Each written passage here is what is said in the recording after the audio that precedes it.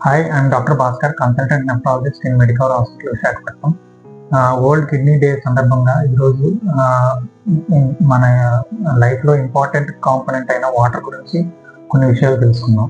నార్మల్గా daily basis మీద scientific studies ప్రకారం మేల్స్ అయితే 3.7 లీటర్స్, ఫిమేల్స్ అయితే 2.7 లీటర్స్ వాటర్ మినిమం డైలీ తీసుకోవాల్సి వస్తుంది.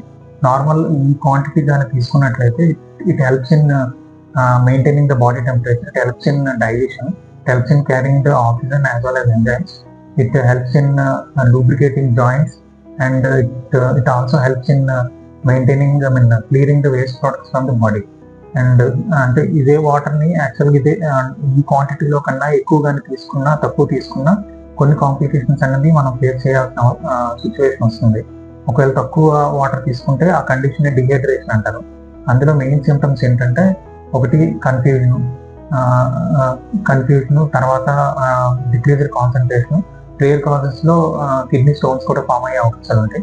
ఒకవేళ వాటర్ కానీ ఎక్కువ తీసుకున్నట్లయితే ఇట్ కెన్ కాజ్ డిసెలెక్ట్రోలిమియా, అంటే ఎలక్ట్రోలైట్ అబ్నార్మాలిటీస్ వచ్చే అవకాశాలు ఉంటాయి.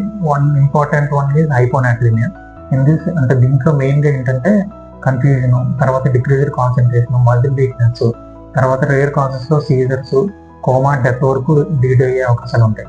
సో ఎడిక్వేట్ క్వాంటిటీ ఆఫ్ వాటర్ని based on their activity as well as centre తీసుకున్నట్లయితే ఈ కాంప్లికేషన్స్ అన్ని ఫేస్ చేయకుండా హెల్దీ లైఫ్ని లీడ్ చేసే అవకాశాలు ఉంటాయి. Thank you.